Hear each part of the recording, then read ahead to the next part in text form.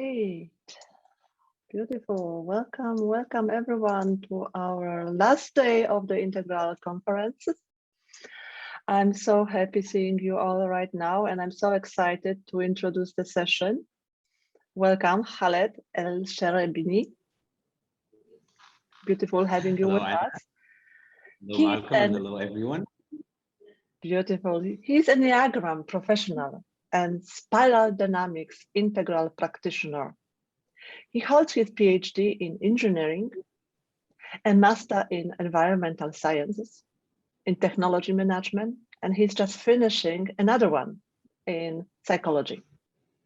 He is the author and teacher of the psychospiritual programs Awaken Through Enneagram, Integral Enneagram teacher and trainer, where he combines this Enneagram with integral model to create tools for psychological and spiritual growth.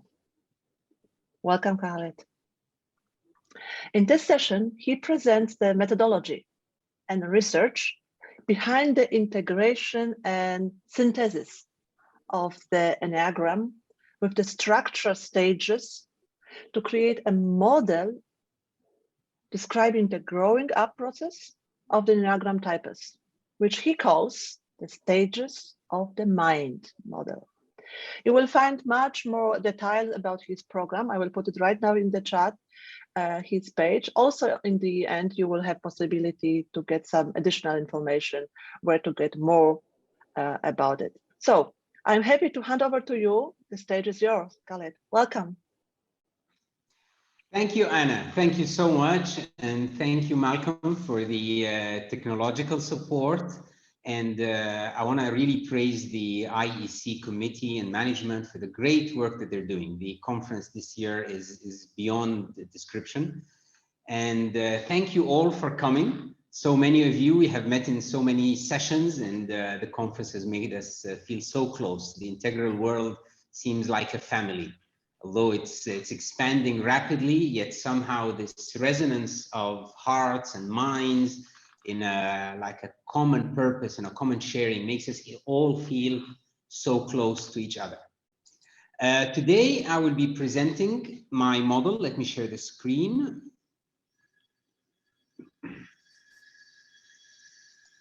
So I'll take one moment just to organize my screen here to be able to see you all while sharing the slides at the same time.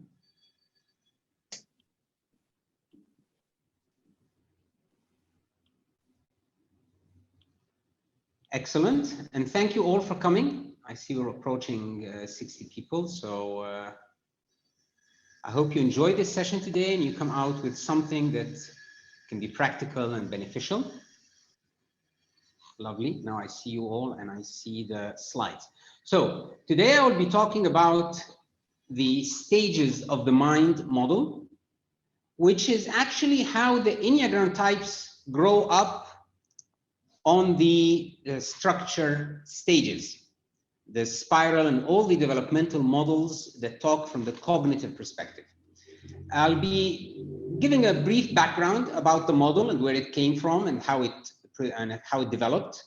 And then I will talk about the models that came into this meta model, which is part of a framework. I'll make all that clear in a moment. I will briefly talk about the methodology behind the research and the research process into reaching this model. And then I will have the bulk of the presentation. So most of the presentation will be into showing the major findings, how the Enneagram types in general look at each stage of development. And I will make that even more practical by focusing on one specific Enneagram type. I always like to do this in my presentations, focus on one, and I will change today to a new type and show a practical application of how that applies to that specific type. A lot. I'm very enthusiastic, but also hoping to cover so much material today. At the same time, I'll try to go as slow and not too fast, not too slow, but to be able to give you a taste of all these different topics and at the same time leave at least a 15-minute space at the end for question and answer and feedback and discussion. So let's dive straight in. First of all, a background about myself. As Anna thankfully said, I have a PhD in mechanical and aerospace engineering from West Virginia. I have a master's in environmental sciences and renewable energy. I have an MBA in innovation and technology management and strategic management. And I'm currently finishing a master's degree in transpersonal psychology. Wow, what a shift. And just as the education is so diverse, same is my working career. So for my whole life, I've worked in so many things, a university professor for quite a while. I've worked in research centers. Maybe the peak of my research experience was working for a few years in the aerospace center in Ukraine, where we designed and launched the first Egyptian satellite under the supervision of the Ukrainian scientists. I also in corporate worked a lot in research and development, and for a while I was the prime R&D director in many Egyptian companies. And also I've worked as an executive consultancy. And all this is what I call my old life. Parallel to all this at the same time, there was always this search for meaning, search for purpose. Why are we here? What are we doing? Into what today I would call a search into the nature of consciousness. At that time, I had no idea about all these models that we're talking about. I didn't know about the integral. I didn't even know about transpersonal psychology. That was a very new word to me a few years ago. Yet, and actually, if you look at the previous slide, this is what I call, I was searching. I was getting every path, taking it to the end, and then finding, no, I still don't taste the meaning of life. And the big shift, what Stanislav Grof would call a spiritual emergence, also with a little bit of a spiritual emergency, came to me when I discovered so many models, starting with energy work and Reiki and NLP and family constellations. But the real shift happened when I discovered the Enneagram. I remember the first time I saw the model described to me in a very simple way. Something hit my heart immediately. I said, yes, this is what I've been looking for my whole life. And though the Enneagram, as we will see in a minute, mostly in the Enneagram world is presented as a personality model, yet I could see in it something much deeper than that. And today I teach an Enneagram, I call it an Enneagram program or an Enneagram journey. It's actually a journey of awakening and transformation using many tools with the Enneagram as their prime tool. And I go using the Enneagram from personality to psychology, to wounds and inner child problems, to soul level, to transformational and spiritual level. So it's a one-year transformational program. I was actually inspired for the program to work on myself, yet thankfully, divine inspiration, it has spread out so much. It's spread out all over Egypt, the Middle East, and now it's spreading worldwide after I've started teaching it also in English. Now, besides the Enneagram, I also realized that there are so many cognitive and spiritual developmental maps. And it took me a while to put those into perspective. And my mind in general works as a map maker. I always try to put all these things together at the same place. And it was very hard for me to figure out where to put all these.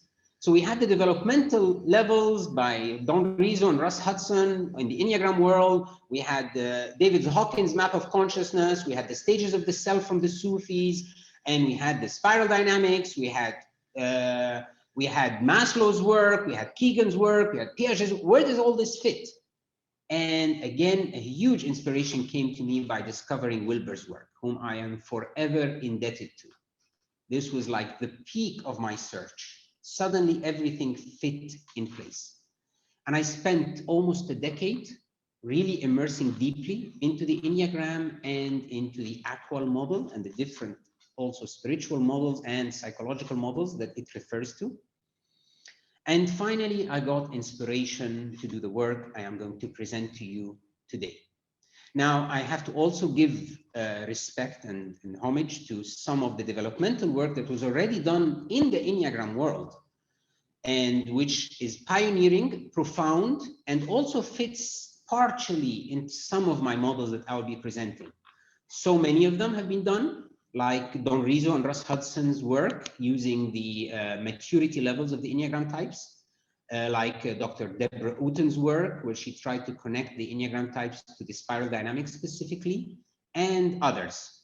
Yet my model expanded beyond all of these and included them, transcend and include, as we like to say in the integral world, and added so many more dimensions to them.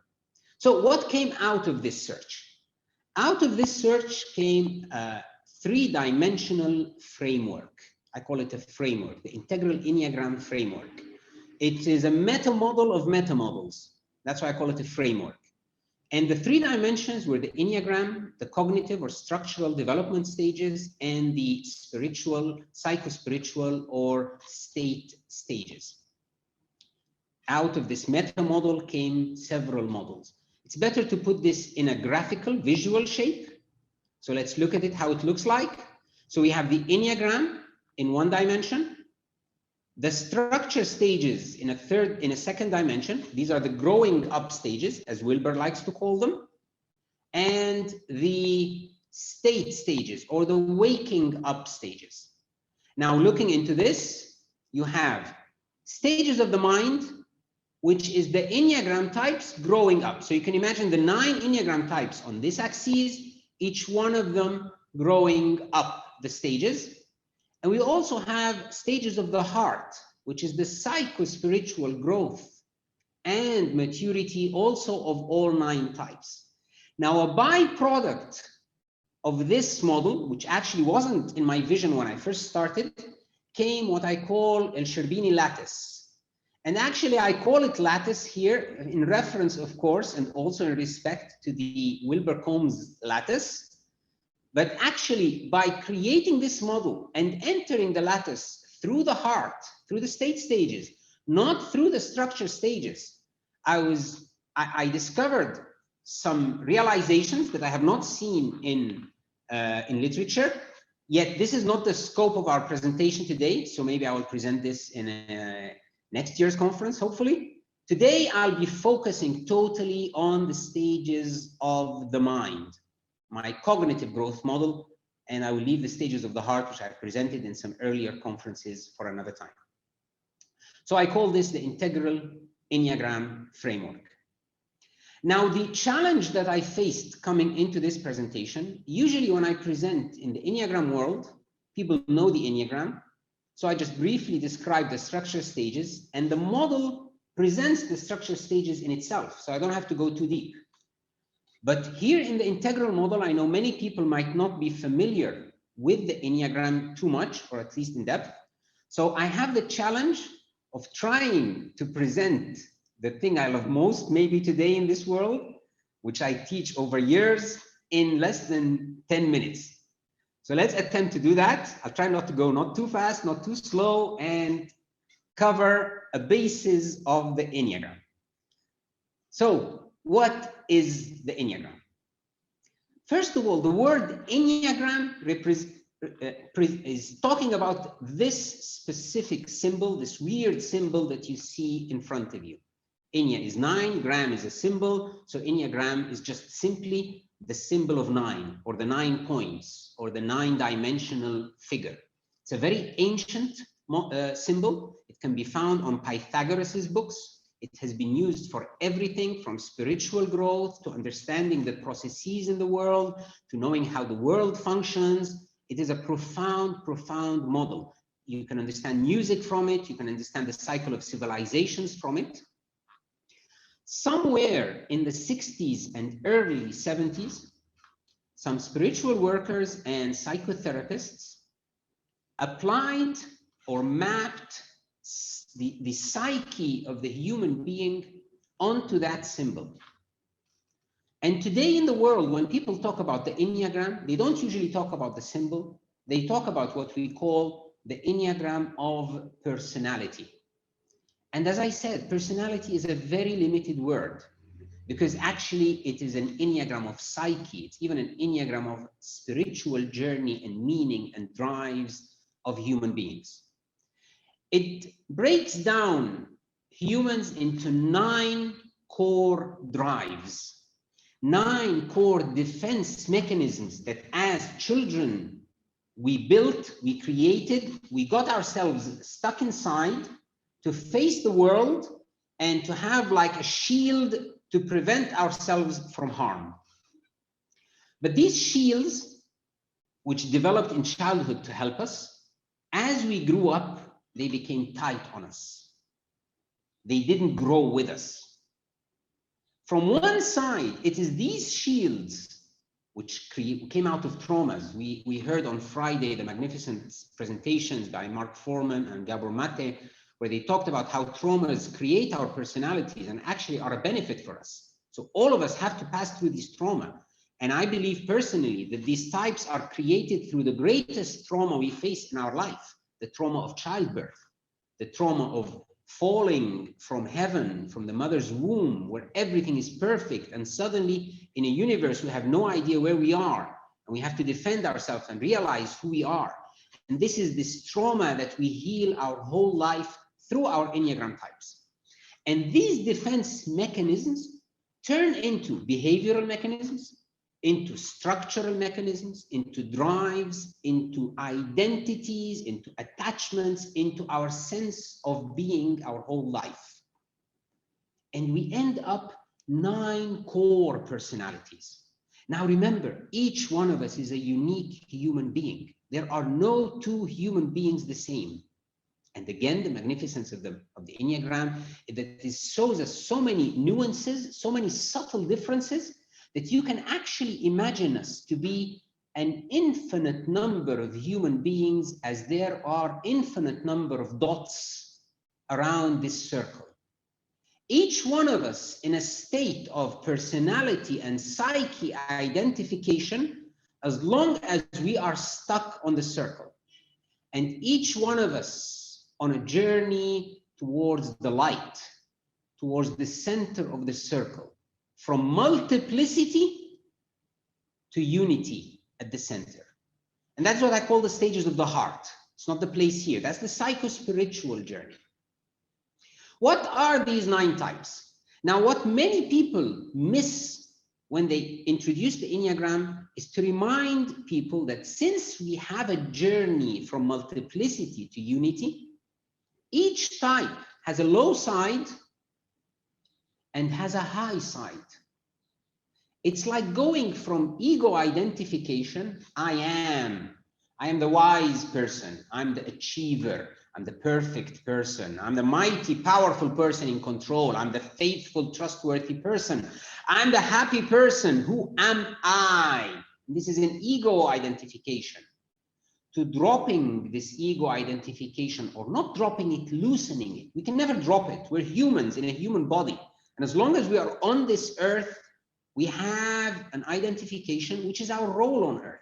It's our purpose, it's our meaning, it's why we are here. So we are here to actually make the ego grow, to realize closer and closer to our true self, to our essence, to our mission on earth. We are part of one magnificent organism, one huge sense of being. We are not independent. We all grew out of this earth. We are all from dust and we go back to dust. So we were put on earth, as William Blake in his beautiful poem says, we were put on earth, a little space, so that we would learn to take the beams of love, the beams of light. We are here to expand this light within us, which is what I draw in this figure here. I say that this figure, this triangle, is the most profound spiritual model. You can understand all of spirituality by mapping it on this. It is a sense of going from contraction into a sense of expansion, from I am such and such to just I am, to even beyond that. There's only oneness. I am not. What the Sufis call from annihilation, you annihilate the self, to substantially being as the one. This is the mystic path. The Enneagram talks about this path through 3 intelligence centers. If you want to learn about these intelligence centers in the most beautiful way, you can watch or read the lovely novel or watch the lovely movie, The Wizard of Oz. So The Wizard of Oz is actually a mystic Sufi story that describes the path of realizing. In all mythology, going home is the human finding themselves, the human finding their heart, the human coming home. And in there, she meets these three mythical beings who are trying to find their true heart, their true head, and their true gut. The gut was the lion, the heart was the tin man, and the head was the scarecrow. So the Enneagram shows the path of these three centers, from fixation, I'll call this in general fixation and passions of the heart, this tightness in the heart, to these holy ideas and virtues. So that is the Enneagram in general, let's say the container. What are these 9 types? Now, we could describe, and this has been a problem in the Enneagram world for a long time, it even tainted the Enneagram world for several decades, that the first people were actually psychotherapists. And they were always describing the Enneagram from down here, from this tight place. So anyone who learned the Enneagram ended up being pathological, being sick. So that's what psychotherapists do. That's how they see the world.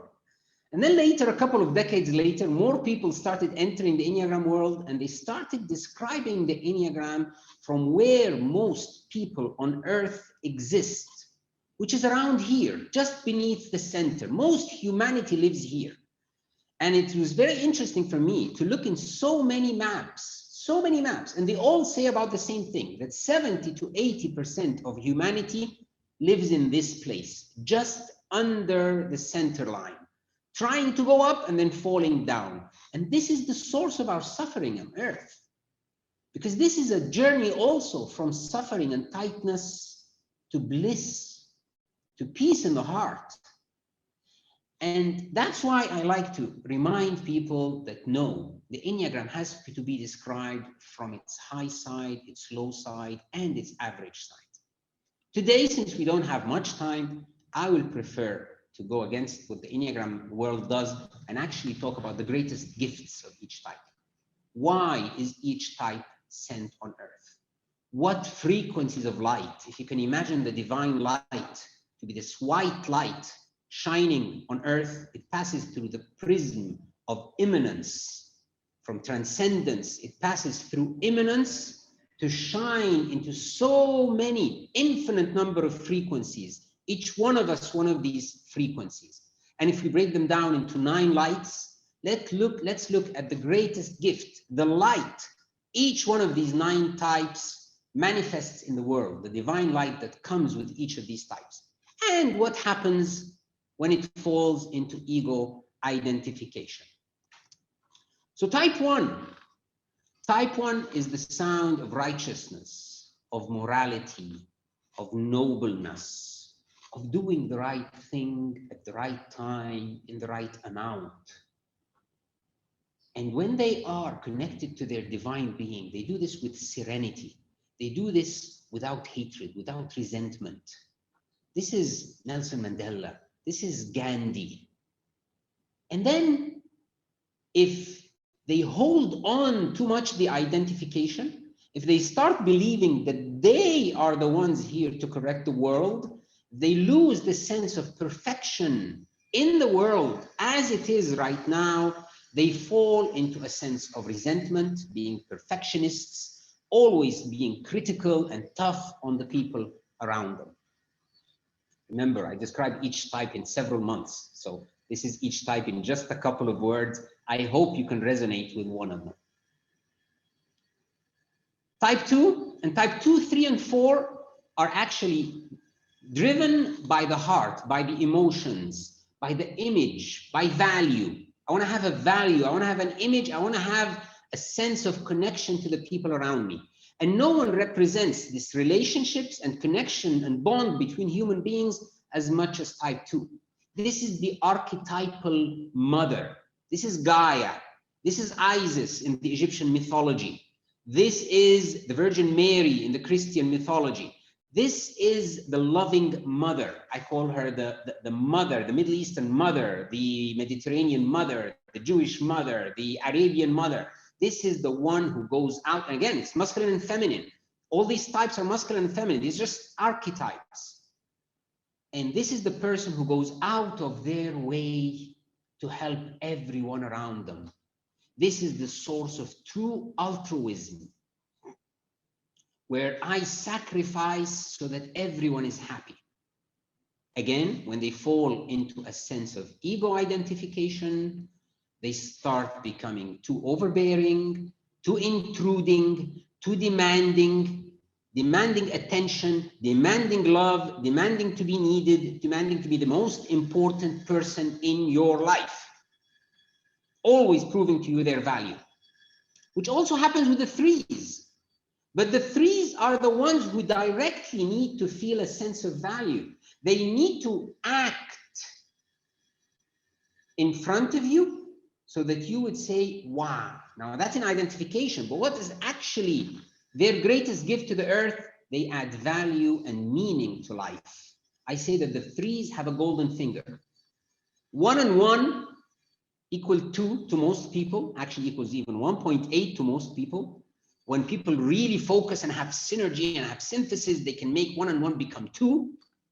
That's not enough for type 3. 1 and 1 for type 3 has to equal 5, has to equal 7, has to equal 10. They have a golden finger. They touch anything and they turn it into gold. And gold doesn't have to mean money. It has to mean value. They create cities. The modern civilization is built on a 3. The American dream is a 3. Dubai is a 3. It's like creating so much flair and value.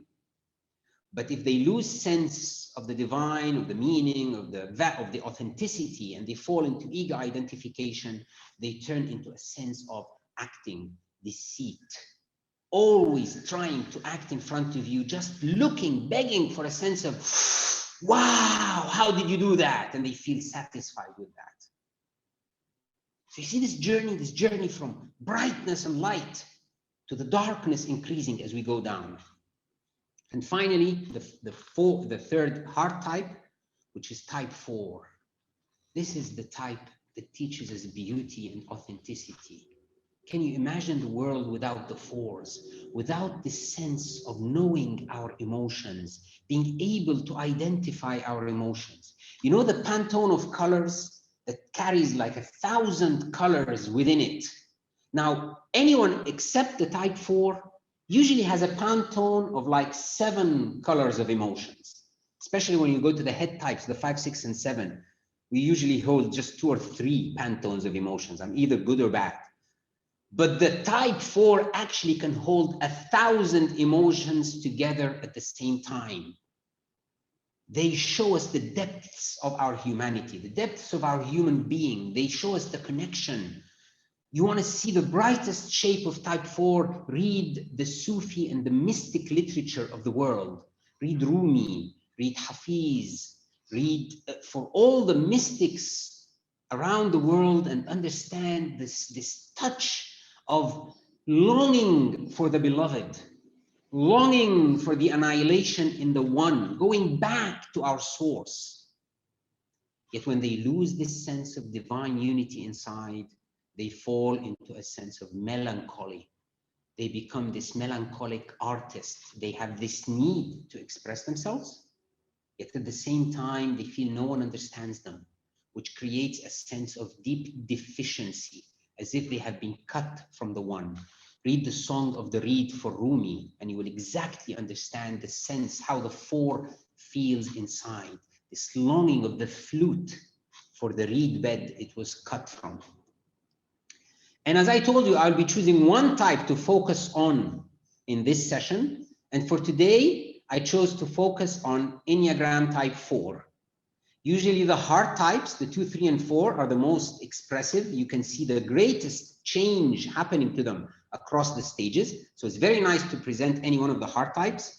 And actually, I will do this in honor of my late mother, who died about a year ago.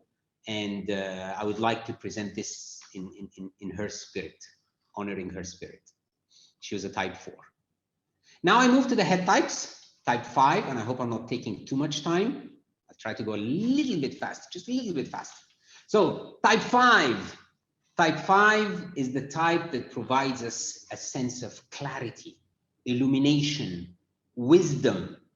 They show us the maps of the world. They show us how the world functions. They just look into the world and they see it. And this becomes the type of the scientists and type of the philosophers. And you can find here, I didn't give examples for all the types, I forgot. In 3, I actually mentioned some cities, but you can have lots of celebrities in 3. In 4, you have many artists. So actually I did. And in 5, you have many scientists and philosophers like Einstein, like Nikola Tesla. And then you can even go back to Socrates and Aristotle, and many of the scientists come from here. It's this sense of clarity. This like one of the 5's main objective is to reach this sense of, aha, this is Archimedes running out of the bathtub going, eureka, eureka. Even he's naked, he doesn't care. He found it. So this is the highest point for the 5, connecting to the divine wisdom. But when they identify with ego, they become aloof, separate, detached from the world.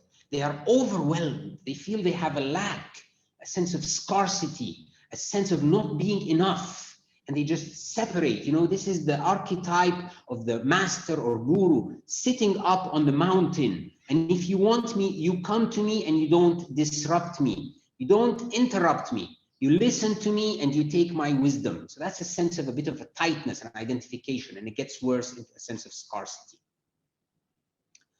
Following from that, we go to type 6. And type 6 is the sense of loyalty and trust, of solidarity, of we are only safe when we are together. It's the type 6 that creates organizations, that creates societies, that makes us all stand together. It looks like the ant colony, the bee colony. You can find it. There is no distinction. There's no separate ego. We have to all dissolve into this sense of oneness, protect each other, all for one and one for all. No human left behind. And in this sense of this comes a sense of trust. I can trust you and you can trust me. Lean on me and I lean on you.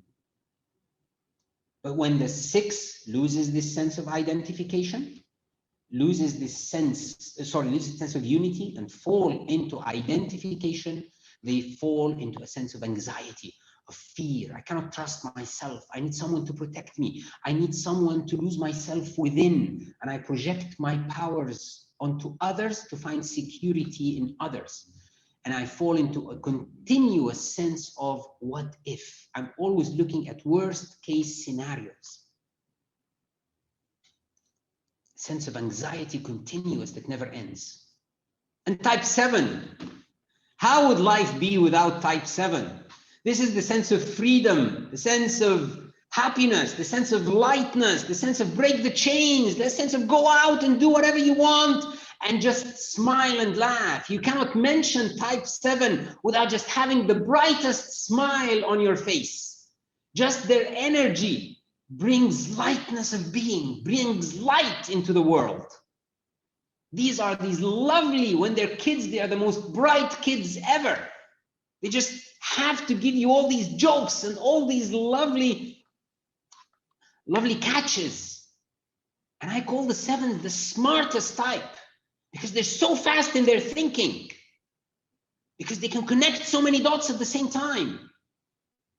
But then when they fall into identification, when the parents and the society try to break them, when the educational system tries to force them to sit on a desk for so many hours, and they are made to jump around, they fall into this label of ADHD. Unfortunately, most of the kids identified as ADHD are just simply bright, beautiful type 7 kids who want to enjoy life. And they show us how to enjoy life. When they fall into identification, they fall into restlessness, scatteredness. They cannot focus on one point. They have to have so many ideas popping like popcorn out of their mind all the time. They cannot finish a task. They have a fear of missing out. They want to do everything at the same time. Type 8,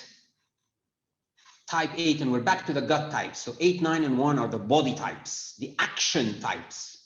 And type 8 is the type that is sent on earth to put justice, to put power, to put everything. There's no one transgresses on anyone. They are the mighty type. They are the leaders.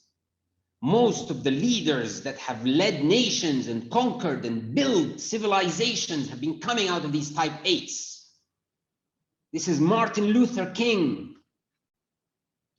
And this is so many leaders, and they're full of power. But once they lose this sense of unity inside, they fall into a sense of being too much. Their energy is too much, and they're always trying to control. They have a fear inside of being hurt, and it ends up that they can actually hurt those around them. And the more we threaten them, the more rough they become. So they move from these enlightened leaders that change the world to these brutal, ruthless dictators that destroy the world. And here we have so many archetypes all across the chart. And it's so much given figures in mythology, type 8. So this is everywhere from Achilles and Antara ibn Shaddad in the Arabian mythology to Zeus, to Genghis Khan, so all the chart, from a mighty hero that builds a civilization to a ruthless person that destroys those around them. And finally, at the crown of the Enneagram, in its appropriate place, standing in a place to hold this entire system together, holding everyone from the 5 to the 4, at the peak of being and existence, is type 9. This is the type of love, of harmony, of acceptance that allows everyone to be who they are. This is the type that can mediate, that has a sense of knowing everyone, understanding everyone, and getting everyone together. Most spiritual seekers, most prophets have come from this place. It's a place where I can tell everyone and teach everyone to know, to respect, to understand, and to give space to everyone else in the world, to life itself to be. This is type 9. But when type 9 loses this sense of unity inside, they lose themselves. They start giving others space on behalf of their own self. They start wiping themselves out. They start self-effacing. They forget themselves. They don't know who they are anymore. So that was a 10-15 minute brief overview. Actually, I think I took too much, so I'll have to go just a little bit faster in the next slides. So that is the Enneagram. I hope you had all a very good sense of it. Thank you. Thank you for the hearts. And let's move on now to our model. Now, the second dimension in our model, thank you. The second dimension in our model has been the stages of development. And most of you know it, so I'm not going to go through it. It's just a picture from Jeff Salzman's Daily Evolver. And as we see, there are so many models here. We will be following today Wilber's Aqual model and his ego development stages, cognitive development stages. And we will be using his colors. And I also show here, or actually Jeff shows here also the equivalent spiral colors. But again, the advantage of using Wilber's model is that Wilber more focuses on ego development, on growth, on evolution, much more than spiral dynamics, which mostly focuses on harmonizing with the external, outside and inside, the life conditions, and on the value development. So it's still a profound model, a magnificent model. Spiral dynamics has changed my life, but Wilber has added so much to it. So I will be mentioning both colors, although today I will be mostly using Wilber's colors since we are in an integral conference. And those who are not familiar with these will become familiar as we go through the presentation. Wow. So now let's go to the stages of the mind model, or the Enneagram types growing up. So the second part of my presentation, as I told you, is the methodology. As a scientist, as an academic, as a researcher, I believe that to have an objective model, a model that can actually be checked, built upon, corrected, which all models need. Remember, no models are right. All models are wrong, but some models are useful. So this model does not claim to be the wrap-it-all. It just describes generalities of the stages and the types. So what was the methodology? And since from the Enneagram, we always like to make everything in 9s, so I have a 9-point methodology. I hope this slide is not too boring for you, but you will come out with a lot from it. So bear with it, it looks a bit overwhelming. The first point, knowing the two models is essential. If you really want to integrate two models, you have to know them both very well. But you have to realize that when you integrate two models, something emerges. And by emerges, it means that something is not evident in each model independently, starts to show up, starts to appear. Those familiar with the Enneagram have heard about the subtypes. When we integrate the instincts with the types, something emerges. And it's this emergent characteristics that we're actually looking for. We also had to create a criteria for each stage independently. What we realized, and this is maybe something that the previous researchers fell into, is trying to create a criteria for all the stages.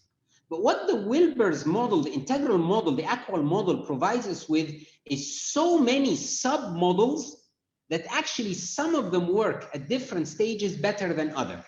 And that will be evident as I present the stages. And as I said, it's very important to consider the high and the low of each type. So you also always have to look at both sides. Don't lose yourself into pathologizing a type stage. I call them a type stage. It's a type on a stage. And what I have realized in my work and in my research is that we tend, by human nature, to negatively stigmatize or negatively look at the lower stages. So red is always bad. Purple is always retarded. While turquoise and yellow are always magnificent. They're so enlightened. But actually remember, these are cognitive development stages. And in each one of these stages, we have a spectrum. So when red came into the world, it was actually magnificent. It came to save the world, to create a much bigger world. But as it overstayed its existence, it became the place for bullies and criminals. So we needed each stage to look at the span from the healthy to the unhealthy. As I said, it's easier to look negative down and positive up, but we'll try to balance it as much as we can. Now that we have these results, we need to validate them. And how do we validate them? We need to find real subjects in the world that we can test this on. And this is not a linear process. It's actually cyclic. So we see subjects, we create a criteria, and from the criteria, we test on the subjects. So it is an iterative process that we go through. And I must say, I'm lucky to come from a place that is so diverse that I can find still pristine societies at all the stages, from purple up to green. And this is an advantage I have had over many people from the West who usually are stuck in the orange-green area, maybe with a little bit of blue. And then, of course, we have to filter out the personal differences. We have to be sure that we're honing on this type stage, not introducing all the traumas and the growing up and the childbearing process and the traumas of the different people. And now this last 3 points, after we've done all this, I cannot present each type stage in a couple of hours. So I need to select a representative sample of characteristics that would deliver the message, that would make you feel how this type stage really is in the world. So that when you see them out in the world, even without finding the characteristics I've described, you would understand them. So first, finding a sample of characteristics to present the type stage. Second, finding some famous people we can point to. And I will talk about this point alone in the next slide, because it's a very important point. Presenting people that you might identify with as coming from a type stage. And finally, trying to give a label, a name that would also connect you to this type stage. But it's very important while giving that name to not give it much of a positive or a negative connotation, to have it like a bit of a neutral name that you can understand. Done with the theory. The last two comments I have before diving into the type stages. One, when we use the pictures of people, this is a very dangerous point. I have to remind you always, these are just done as archetypes. We do not know the types of people. We do not know the stages of people, but we have an impression of who these people are. At least they try to show us an image. So by putting, for example, Tom Cruise as an orange 3, I neither know that he's an orange stage, nor do I know that he's a type 3. I don't know. Only Tom Cruise knows his type. And only Tom Cruise can figure out his center of gravity or mass on the structures. I can only help him find that. But Tom Cruise shows up to us in the media, in the world, as an orange 3. This person who wants success, who wants an image, who wants value. This is the 3. And where does he put this image and success and value? In the area of the orange, in the area of more, in this materialistic world of gain and being who you're supposed to be. So we don't know they are just broad generalizations. The other thing with using pictures of people is that we tend to use celebrities. I mean, if I put the picture of my mother, when I'm talking about type 4, it means nothing to any of you. None of you knew my mother. So I have to put a picture of a celebrity. I have to put a picture of Johnny Depp or Van Gogh. But then when I put a picture of Johnny Depp or Van Gogh, the simple 4 living in life cannot identify with Johnny Depp. What if I'm an employee in a company, or a housewife, or a mother, or a driver, or what does that connect to me? So again, these are broad generalizations that we need to bring down into our personal life. And finally, in my methodology, where can we find the people to check these stages or type stages on? Now, I know the Integral Conference, when it was done live, used to have this magnificent trip where they go around Hungary to look at the different stages. And I was so much looking forward to join that journey last year, but then the conference went online, and I'm so much looking forward to the conference to be coming live again, all this magnificent community to get together again and to go on this lovely journey. But let's tell you where I found that in Egypt and in the Middle East. I'll break it down into 3 general groups. Stages of the past, the pre-modern, the first 3 stages, and you can observe these in growing children, in young children, in the families, in also earlier forms of living, in tribes, in villages, and in historical accounts that we find of civilizations that are of the past. Stages of the present, the conventional. So that was the pre-conventional, the conventional, the modern.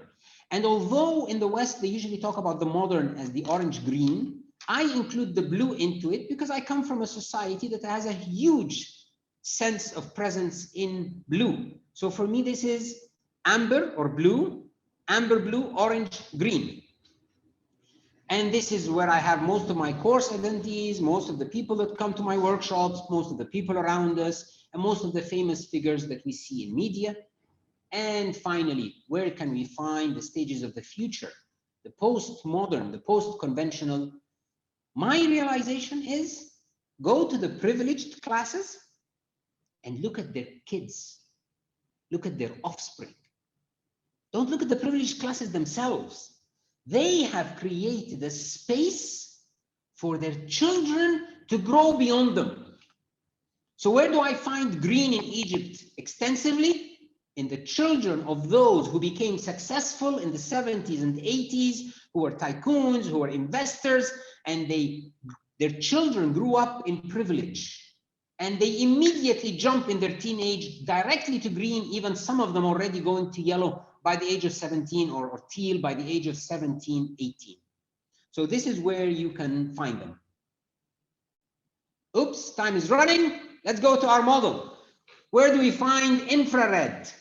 Now, how do you put a color for infrared? I have no idea. So I don't know why Wilbur did this to us. I remember it used to be crimson, so I put crimson here.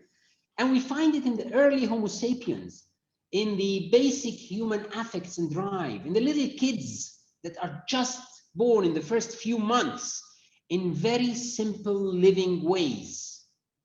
And that's why for beige, for crimson, for beige, for infrared, I chose to hone on to children's affects, their core sense of being.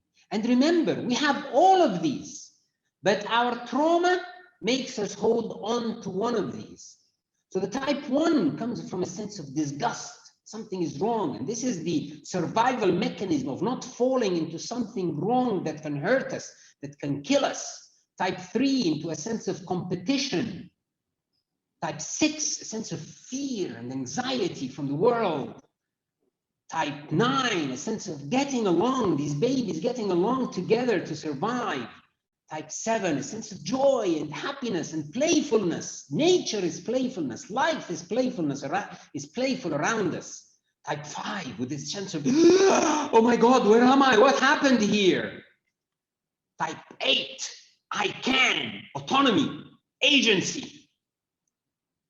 Type 2, this sense of needing to take and to give love and care from the world around us. And as you see, type 4 is lacking because I will focus on type 4. So I'll go back to 4 in a moment. From there, as these children grow up, they become, sorry, this is a slide, one of my attendees. So when I give this course, my last session is always a presentation where my attendees can present the different levels of the spiral from a type, or they can go over movies or books or mythologies. And we've always had the best presentations ever. And one of our colleagues and friends and students, Frederic Cohen, was talking about the primate world. And he gave us this magnificent realization, how you can see, because I said that this crimson infrared is the pre-Homo sapien state. It's the primate state. So you have the charismatic chimpanzee, the type 3, the wise old orangutan, the type 5, the peace-loving bonobo, the type 9, the mighty gorilla, the type 8, and you can map the primate world onto all 9 types. So this is the precursor to humans. And then before fully entering into our human skin, we first find ourselves identified with the family, with the tribe. And we are fused in a group. There is no individual sense of being yet. We play a role in a family. It's like organs of a body, a child in a family, and humans in a tribe. So just to make it closer, because in our modern world, it's hard for us to imagine. What does it mean not having an independent I? That will only appear in the next stage. So in magenta here, in purple, we find this sense of fusing with the collective. And it's very evident until today in the basic, simple villages and in the Bedouin tribes. And I have a strong connection to villages, which is where my parents came from. And I have a strong connection to the Bedouin tribes of Sinai, where I like to go for my spiritual retreats. Beautiful places in the Mount Sinai, the famous Mount Sinai. In all the Abrahamic religions, they've all talked about Mount Sinai and Moses being there. It's one of the most beautiful places on earth, in Egypt. And we find the Bedouin tribes there still pure magenta, pure tribal. So we find the warrior 8. Now, each one now will have a role. It's not an independent self. We have the magician. We have the oracle. And I will not mention the types anymore. You can try to find and connect the types yourself. I will focus on the 4, as I said. We have the oracle. We have the hunters. We have the medicine man. And we have all 9 can be mapped on this stage where it's just roles in a tribe, children playing roles in a family. So you have the funny kid, you have the wise kid, you have the kid that's trying to protect the family. And from there, we go to red. And in red, we realized something. This to me was an aha moment again, a realization that the mythological Adam, this first human being, as the sacred texts talk about, actually actually seems to be pointing to humanity moving into red, because it's this movement into red that suddenly we realize ourselves as separate human beings. Now, I'm not discussing, was there an Adam as a person, or does Adam refer to the human species moving into red? But in both cases, actually, it makes sense. When you look into the sacred texts of all Abrahamic religions, you find Adam seeming to be somewhere between 7,000 and 9,000 years ago. I mean, there was agriculture, there was trade. So how can Adam fit? Yes, this is where red actually appeared into the world. So this is now connecting mythology with modern science and with modern psychology. And this is also where what we talk about, the passions and the fixations of the Enneagram, start to show up. It's only when I have an I, as we know, Adam fell into shame, fell into this sense of I have to cover myself. This is the cover of the ego. This is the cover of the type. This is the cover of the fixation and the passion. This is the cover of defending myself from the world by this having from the tree of knowledge, the tree of knowing who I am and what the world is around me, and rediscovering myself. So this mythical fall from the Garden of Eden, from magenta, from purple, this perfect harmony with the Garden of Eden is the universe, into this sense of separation, this sense of being alone, this sense of being me. And this is where we find these mythical heroes, the rebel, the troublemakers of the world. And in Egypt, red is very much available. We find them in all the, let's say, underprivileged societies in Egypt and in the Middle East and around the world. It's very, very famous. You see it in our movies, you see it in our series all the time. This sense of vengeance, this sense of I will not let go of my rights, this sense of not having any consequences. I have to do it now. And this is the archetype of the rebel, the teenager that is rebelling against society, trying to prove it is me. This is the stubborn child, the type 9 being stubborn. No, this is the horrible twos, as they call them, I believe.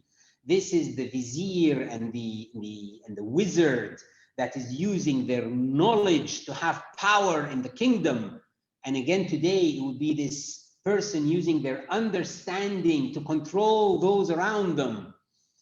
This is this is cool agent. I can, and I do it in style, and I don't care about anything because I can. This is the type 3. This is the hedonist, the type 7, getting what I want, frustrated at the world and wanting to enjoy with no boundaries, breaking all the limits. This is the big, friendly, neighborhood, powerful guy. And this is also the thug. That's why here I put these two pictures, because again, we tend to look at red in a bad way. Yes, it can be the thug, but it can be this beautiful, friendly guy who we all enjoyed watching his movies, Bud Spencer, we were growing up, cheering him because he's always defending the weak and trying to have goodness in the world. And this can be the scheming, the type 6 defending themselves with all kinds of traps. So let's go to type 4. I promised you to focus on type 4.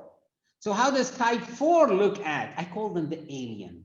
Now remember, in Crimson, there's still no sense of me.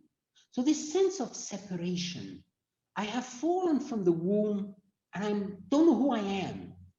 And usually type 4 at this very early age still don't have what's described in these Enneagram books of all this melancholy and moodiness and attacking the others.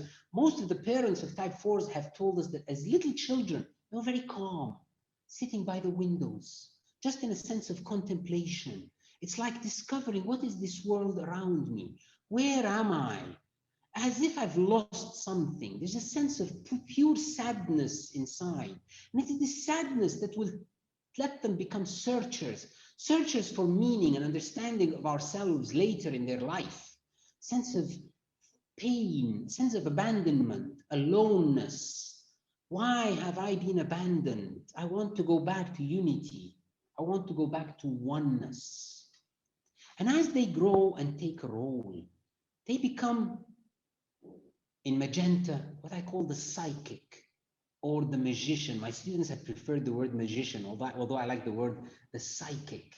They represent archetypally this mystic feminine energy, this energy of receptivity, this energy of waiting for the lover, waiting for the divine. If you look at all the novels, it's always this beautiful princess waiting for Prince Charming. And this is actually the downgrade of this mystical feminine journey of the feminine energy waiting to embrace the masculine energy. This yin yang of oneness, of light. So while you would have the active types as the masculine and the receptive types as the feminine, this is extreme in the magenta. And this is where the source of imagination, of mysticism, of symbols, of clairvoyance, of creativity, but it comes with a sense of hypersensitivity to physical and psychological pain. They become great narrators, great storytellers, great interpreters of emotions, great creators of symbols. They protect the group from the unknown, from the mystical forces, from the genies, from the ghosts. And they with the 5 can become the shamans. They love to have color and makeup. They create art, although they don't call it art. They call it self-expression. And it's when they move into red that the sense of I-ness appears, the sense of separation appears, and they suddenly feel deficient. And it's this deficiency that rules their entire life. Something is wrong about me. They become frustrated. They become rebellious, always asking, why me? And this is the source of their envy. And this envy is a sense of why me? Why am I lacking something? Why am I missing something? Why doesn't anyone understand me? Which gives them a sense of entitlement. And they become very intense, rebellious, attacking those around them if they don't understand them, even though they don't understand themselves. And depending on their level of maturity, they can wallow in suffering as victims, they can be manic and frenzied, or they can be creative, imaginative, ingenious, geniuses and ingeniuses, or they can become victims or perpetrators. So this is where they come out wildly into the world. And James Dean is a very great example here, or rebellious teens. Now we move into the conventional states. We move into amber or blue. And this is by far the easiest to model. And actually, again, one of our discoveries was that most Enneagram types in Enneagram books are described from amber. It's because the pioneers of Enneagram mostly came from this stage. So when you read Enneagram books, you find archetypes coming from here. And it's always a sense of relating to a place, to a system, and being loyal to it, to a religion, to a structure. Most Middle Eastern civilizations and societies today are amber or red amber. And this is most of the society that I grew up around, this charismatic leader, these religious authorities. And most of our elder generation today in Egypt and in the Middle East come from this place. So this can be represented by the scholar in any tradition. This is the loyal citizen, the compeller that has to compel and lead with power. This is the Middle Eastern mother, the traditional mother, the Mediterranean mother, the Italian mother. It's named in so many traditions, the Far Eastern mother. This is the rationalizer, the escaper, that wants to stay in the system because they're amber, but want to break the borders of the system or play at the edge of the system. That's the 7, of course. The non-adaptable activist, the type 1. This is Saladin and Richard the Lionheart, both fighting each other for the sake of the truth, the oneness, both of the mighty, noble ones fighting against each other.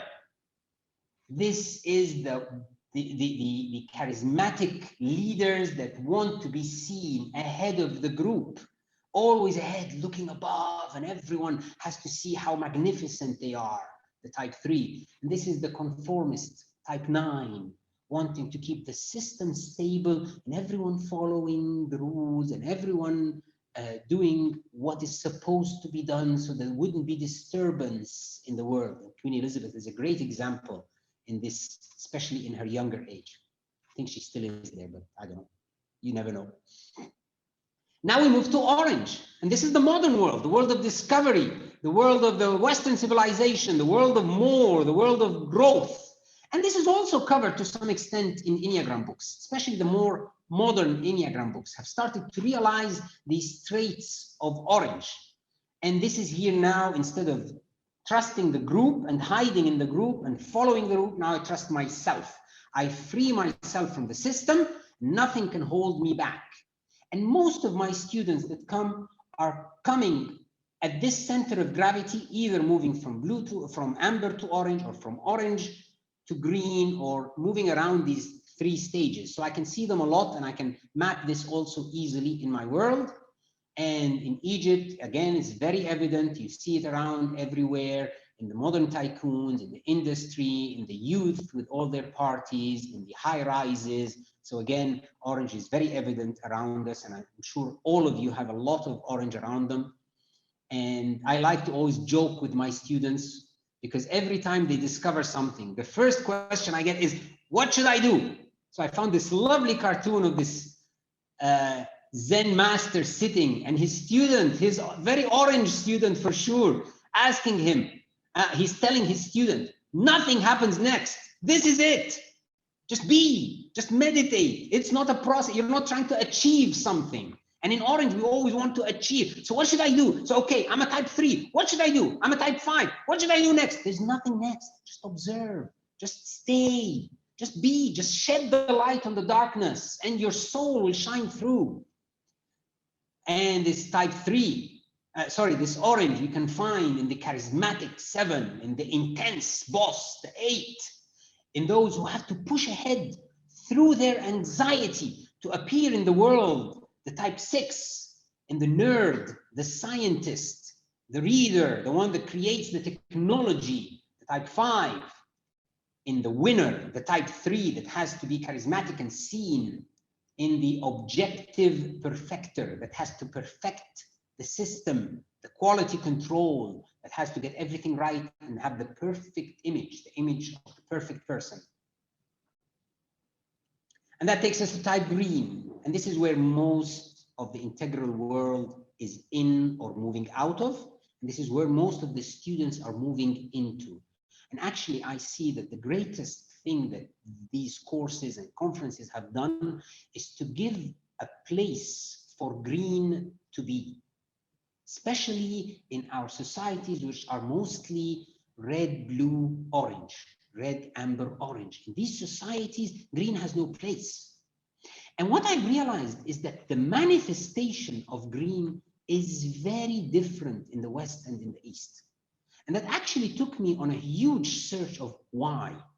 And it went all the way back almost 1,000 years to the struggle between what I call logos and mythos, between mythology and the word and science and understanding. And it seems that the West in general, again, this is stereotypically, the West has an allergy to amber, to blue, while the East has an addiction to amber and blue. And it's this sense of being able to transcend and including amber, blue systems that will actually one day give us a healthy sense of green. So in both cases, something is missing. And the green's manifestation, its content, how it shows in the world is very different in the two societies. And in Egypt, where we stand at a crossroads between the East and the West, you can see both manifestations of green very evident.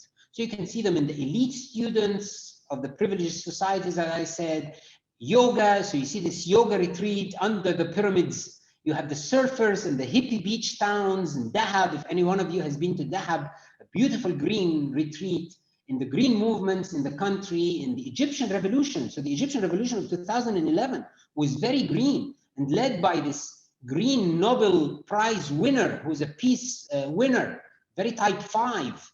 And again, the Egyptian revolution suffered from usually what green suffers from. Okay, I'll topple the old regime, but what now? They just stood there not knowing what to do. And the old regime just came back even mightier than before because green didn't have a leadership.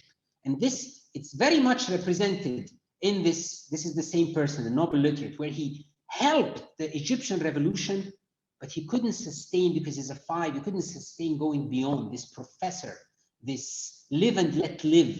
And he actually had to leave the country. I think he resides in Austria right now, and he tries to help out of Austria. So this is aloofness of the 5, going away, but trying to build the society. We have the guardian. We have the multi-fascination of the 7. Look at the 7 in green and how the world becomes a sense of fascination. I can do everything. I can try everything. And they go into all this depth of colors of the world.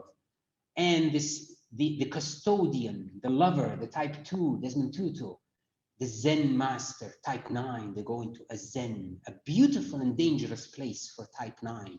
Most of the gurus and the masters of the green come from this place, which can be magnificent, can actually be very, very dangerous if they fall into a sense of spiritual bypass and abuse.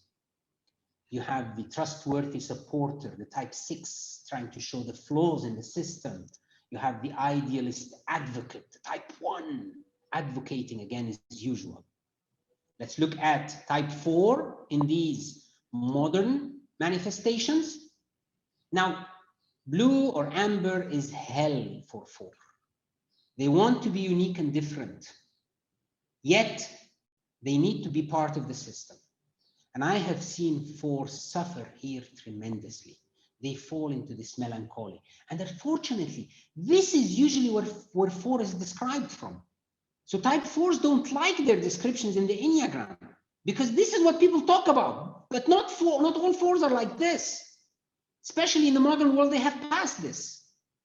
They fall into a sense of melancholy, sadness, moodiness, frustration, depression, condemning themselves and condemning the world around them, believing that they are falling into continuous sacrifice. They can become great artists, great poets. They teach us how to touch our emotions and to express our emotions. They teach us how to bring out the best within us. But if they become too suffering, they become isolated, unsociable, feeling no one understands them, feeling no one connects to them. They can even become suicidal or passive suicidal, feeling that when I get rid of this body, I will go back to the divine, to the one, to the origin, to the sense, and I'll go back to my lover, the divine, who will take me. It's me and my lover, my divine, my God. It's us together. We don't want anyone else. So this sense of deep suffering and longing for the one.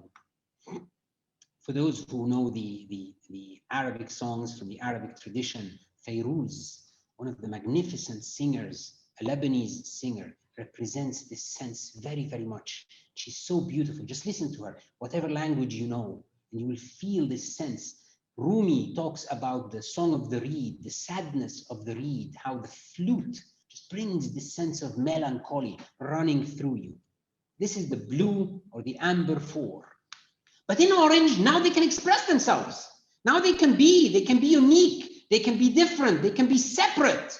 So they come out and they try to show this special, unique, elite shape. Look at this figure here. If you don't see this picture up here, she's saying, am I looking sufficiently mysterious and deep? Can they see my eliteness, vogue? I want to be different. This is depth here. And they present an image of distinctiveness, standing out. This is a special edition. So special edition is a 4 in orange, coming out. No one is like me, and I want you to see what I have. And if they cannot get what they want, they will rationalize it. They will go after it, and they will create a personal image of success, of beauty, of luxury, of wealth, of being there. And the problem with orange and 4 is by presenting this image, they somehow feel that they lost connection to themselves. So even though they shine bright in orange, their heart is still suffering tremendously. It's as if the heart is void. I have lost deep connection with who I am. I am of the system, I am in the system, but I don't want to be part of the system. I want to leave the system. I want to be special.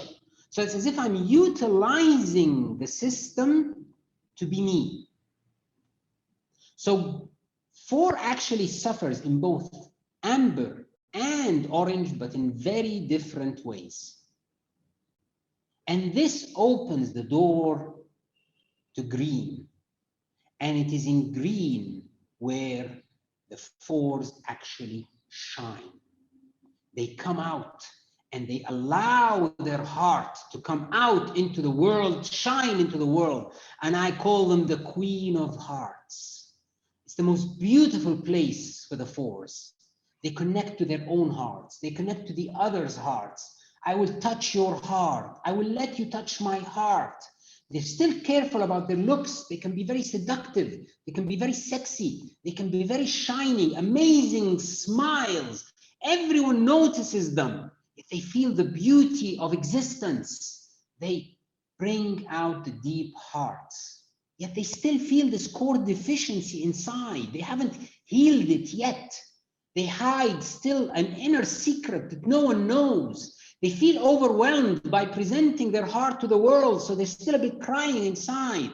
So they're shining, they're happy, they're blessed with bliss, but there's still a dark secret. And it's only when teal, when yellow comes into the picture, that we can become whole. We start to integrate the 3 intelligence centers. We now have sufficiency. It's not lack, it's not deficiency. We access the holy ideas and we access the virtues. So as we saw in red, we accessed the fixations and passions. We can only fully access the holy ideas and virtues. We can actually access them at each stage, but teal is the bringing in of the holy ideas and virtues. And this is again where the ElSherbini lattice will show up. Hopefully I'll present it next year. And we have a greater capacity to function without force and resistance. We integrate the mind, we become the authentic altruist, the involved wisdom and knowing, the true congruous and service. This is the type 3 now, has true service to the world. We have the compassionate power. Type 8 gives their power with compassion, with heart. And we have the engaged harmony of type 9. They're no longer self-effacing. They are one, they are engaged in the world. And that takes us to turquoise, where now this integration is complete and we have a sense of belonging. We have integrated our shadow side. We are balancing the 3 centers. We are manifesting now the virtues and holy ideas, not just knowing them and being them, but even manifesting them into the world. There's a sense of continuity of consciousness, a deep connection to spirit, individual and collective, a deep connection to oneness. There's a sense of serenity, a sense of humility, a sense of gnosis, knowing without thinking, connecting to the collective, connecting to the oneness in the universe, a sense of courage, a sense of trust, a sense of leaning on the perfection of the universe.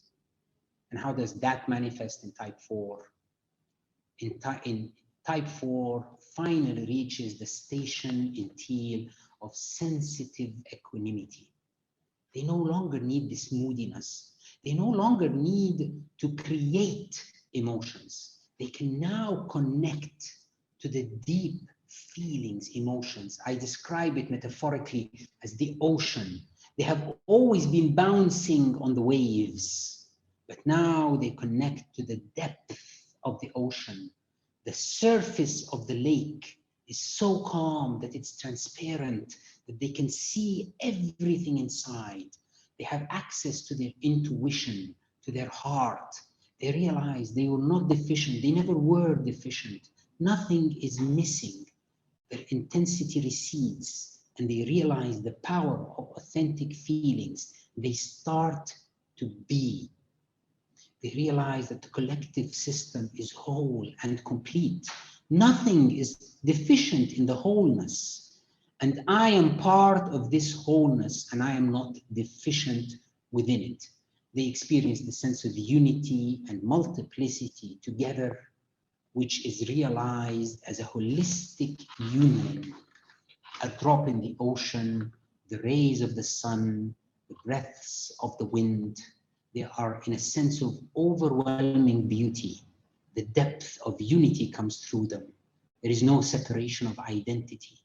All is one, and they bring peace and resolution to their heart, and they bring peace and a complete sense of calmness and equanimity to all the hearts around them. They shine with the divine light of truthfulness, authenticity, and beauty.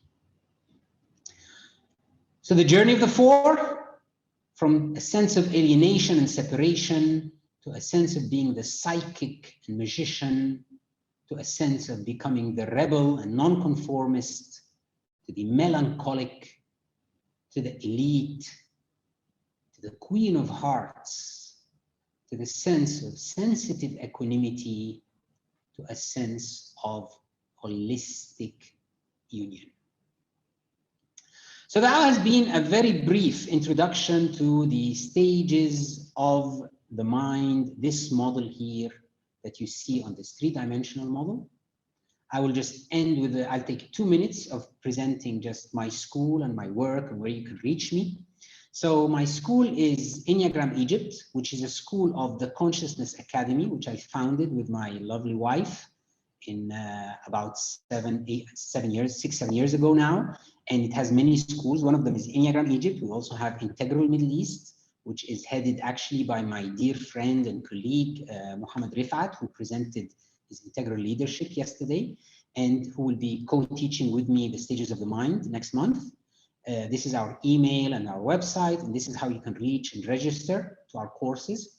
We have all the accreditations from the Integral Enneagram Association. And I would like to end with this slide, where we currently have 2 courses running. Enneagram of Psychology is the advanced stage of the Enneagram journey. So anyone who knows their type, they're welcome to join, where we talk about the psychology, the inner critic, the inner wounds and the shadows and the ego of all the types and how that affects relationships. And we go deeply into relationships using the Enneagram. So this is an advanced stage. It's way beyond most of the Enneagram courses given worldwide. It goes very deep into the psyche and just preparing to knock on the door of spirituality and transformation, which is level 3. And that just started. We just had 1 introductory session. So anyone is welcome to join us next Saturday we start. We also have Stages of the Heart, also just started, 1 introductory session, which you saw on the 3-dimensional map. This is the psycho-spiritual journey, which builds on the Sufi models of awakening and also on some Western and transpersonal models from different writers, from David Hawkins, from Assagioli, and from others. And on June the 9th, I will be co-teaching with my dear friend and colleague, Mohammed Rifat. We will be giving the stages of the mind, and it will start on June the 9th. This is how you can reach our courses, or you can just scan this bar, and this slide and the previous slide will be found in the Dropbox or in the folder where you can reach after the conference to reach these slides.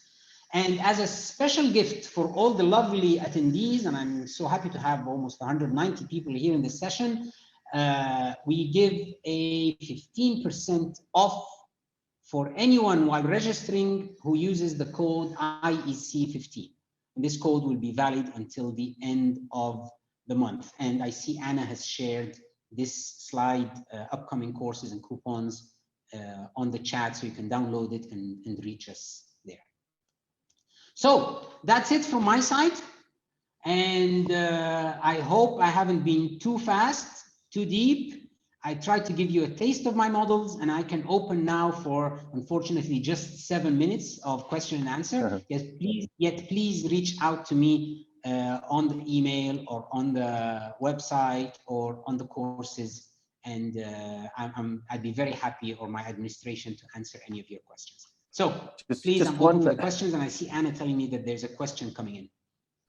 One quick question before we head off is how the spelling of the name, the singer that you mentioned, Ferouz, Khaled? How do we spell that? It's Fairuz. Thank you very much. I will write it here in the chat. Thank you very much. Fairuz. And again, transliteration, so you might find a little bit of change around it, but this is the main thing. She has a beautiful song singing for Jerusalem from all three perspectives, as if integrating them all, from an Islamic and a Christian and a Jewish perspective, and trying to hold them all together. She's a Christian, by the way, and she tries to hold all three traditions with Jerusalem. It's a beautiful song, and others. So I see us on my chat, a question. Thank you, Mickey and Emma. I see a question on the chat. And by the way, in my folder that Anna will send you the link, you will also find links to my articles. You will find an article about the framework, an article about the stages of the heart, and you will find a link to my YouTube channel and some of my presentations. So the question is there a study on integral union types research? Could you please answer? Now, I am not aware of a study where the Jungian types, the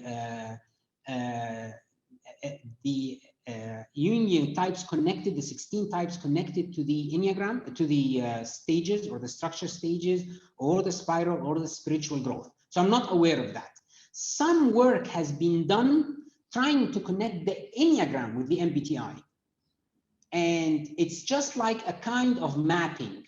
So a big percentage of INTJs will either be 5s or 1s, and it's just a percentage thing, it's a probability thing. But there's no one-to-one mapping between the MBTI or the Jungian types and the Enneagram. You can just see tendencies. So most 7s tend to be extroverts, while lots of 7s are introverts. And most 5s tend to be introverts, while lots of 5s tend to be extroverts. So it's stuff like that. It's just connecting things to each other. And thank you for all the lovely words I'm seeing on the chat. I can see them in front of me, and I thank you all. So, Anna, do we have time? Do we have time for one question? Okay, yeah. Let's take one question. Okay, and I will take.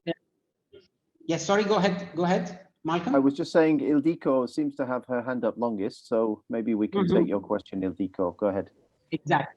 Thank you. So I'm just saying I'm not very familiar with the Enneagram typology, but from your presentation, it seemed really nicely clear that with the development of the stages, you kind of enhance your main type. And my question would be that at the same time, I also have a sense of that as we develop, we also almost like integrate in some way all the other types on the Enneagram as well. So I don't know if I'm right about that. That's just an intuitive kind of hunch for me. Well, this is what usually people tend to, let's say, imagine.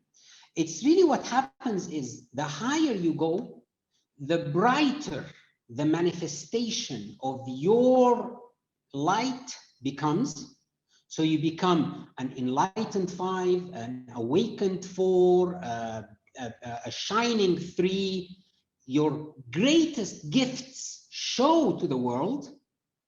And you also have more flexibility moving between the different manifestations of the types, but from your center of gravity.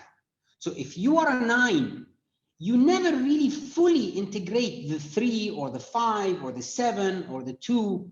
No, you fully integrate the 9, but you can show all the others at the same time. And I like to express this by looking at the enlightened beings of life. I mean, the enlightened beings, even being enlightened, when we mostly agree that these are the enlightened beings of history, they each have their character, their individuality. So the Buddha is very 5-ish. Moses is very 8-ish. Jesus is very 2-ish. Muhammad is very 9-ish. Abraham is very 5-ish. So Solomon is very 3-ish. So you still find, even in enlightened beings, the type is there. So no, we do not become all the types. We just become flexible, more adaptable in taking all of them and shining with the light we're meant to shine to the world. Thank you. That was very helpful explanation. Beautiful. Thank you so much. I see still some hands are raised, but we would like to finish on time. So I encourage you very much to stay in touch with Khaled or get in touch with him, and also to continue this conversation on our private Facebook group. So we created for this conference, and it offers really additional way to connect with each other, where you can also share your experience from this session. So I will put again on the chat this Facebook group for you. And first of all, I would like to thank you. Thank you, Khaled, for this amazing session. Please let me express my appreciation for your inspiration and for your presentation, your years of research, your depth of understanding of Enneagram, and your ability to present the subject in such an interesting way. I guess this produced an awesome session. Thank you so much for this amazing session, and I personally appreciate your approach to connecting all these threads, and your enthusiasm. Come on, it's really contagious. Thank you so much. And as Khaled has shared, we will we have recorded this session. Go ahead. Yes, thank you so much, Anna, and thank you all for attending. And I'm so happy to answer your questions on the private or on my email later, because I'm just seeing lots of questions coming in. So thank you so much.